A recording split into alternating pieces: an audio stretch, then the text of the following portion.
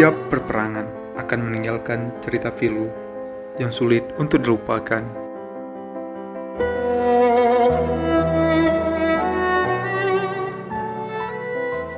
Perang Aceh adalah perang terlama saat Belanda menyerang kesultanan-kesultanan di Nusantara, dan perlawanan terus terjadi. Pejuang-pejuang pun tumbuh silih berganti.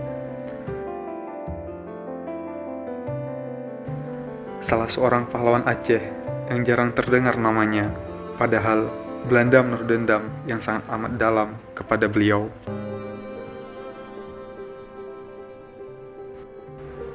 Beliau adalah Tengku Nyak Makam, lahir di Aceh Besar pada tahun 1838.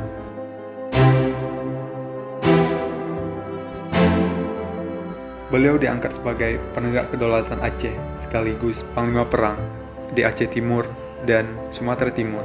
Pada tahun 1885, Tengku Nyak Makam diangkat sebagai panglima Aceh, yang dihadiri oleh Panglima Polim, staf kerajaan, dan juga para ulama di Kemala Pidi. Pasukan beliau dikenal dengan pasukan gerak cepat dengan persenjataan yang lengkap.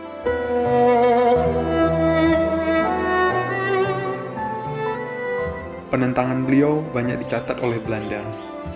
Beliau tak segan menyerang siapapun yang bekerja sama dengan Belanda. Perkebunan-perkebunan Belanda di Sumatera Timur banyak ditutup karena diserang oleh beliau. Belanda juga pernah mengganti rugi kepada Inggris. Saat itu, perkebunan milik Inggris ditutup. Setelah lama berada di medan perang, Tengku Nyak Makam kembali ke Aceh Besar karena tubuh beliau sudah sakit dan tua. Tengku Nyak Makam mendapatkan perlindungan dari Tengku Umar yang saat itu bekerja sama dengan Belanda.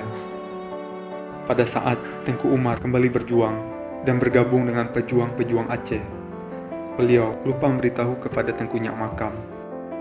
Tengku Nyak Makam yang sudah lama dibuntuti oleh Belanda dan menyimpan rasa dendam yang sangat dalam. Pada tanggal 21 Juli 1896, mata-mata Belanda memberitahukan kepada gubernur Belanda bahwasanya Tengku Nyak Makam sedang berada di rumahnya. Pada malam itu juga, tepatnya Senin, malam Selasa, menjelang tanggal 22, berangkatlah ke Lamnga sebanyak kurang lebih 2.000 orang serdadu Belanda. Mereka membawa pasukan yang begitu banyak karena mereka menyadari yang mereka hadapi bukanlah orang sembarangan, melainkan bangsa Aceh yang perkasa. Kampung Lamnga yang sunyi sepi, jauh dari daerah strategis, terus dikepung rapat. Penduduk ketika itu hanyalah kaum perempuan, orang tua, dan juga anak-anak. Sedangkan Tengku Nyak Makam hanya dengan keluarganya di rumah. Setelah rumah Tengku Nyak Makam dikepung, lalu Tengku Nyak Makam ditangkap, kedua tangannya diikat, dan kemudian beliau dan keluarganya ditandu. Mereka dibawa ke kampung Gingging. Begitu Tengku Nyak Makam sampai, beliau masih berada di atas tandu. Kemudian Tengku Nyak Makam dipancung dengan tangan yang masih terikat.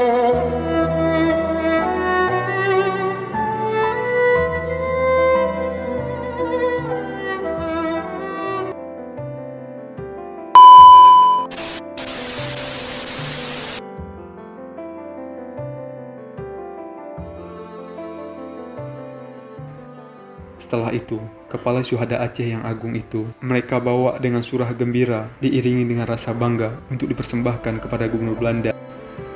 Esok harinya, Selasa, tanggal 22 Juli 1896, kepala Tengku Nyak Makam itu diarak dan dipawaikan oleh suatu iring-iringan besar dengan melintas gang-gang dan jalan penting di kota raja.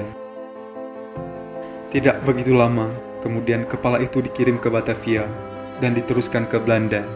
Setelah itu, kepala tersebut dikirimkan kembali ke Aceh dan dipajang di koridor Rumah Sakit Militer Belanda atau yang kita kenal sekarang Kesdam.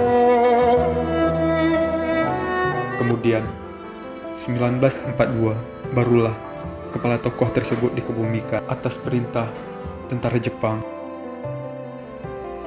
Makam Tengku Nyak Makam berada di Kampung Lamnga, di pekarangan Masjid Lamnga Aceh Besar, tepatnya di sebelah kiri masjid. Menurut beberapa catatan yang pernah saya baca, keluarga beliau juga mendapatkan perlakuan yang sama. Setelah dieksekusi, anak dan juga istrinya dibawa pulang kembali ke Lamna. Kemudian jasadnya digantung di pohon asam. Masyarakat tidak boleh ada yang menurunkannya.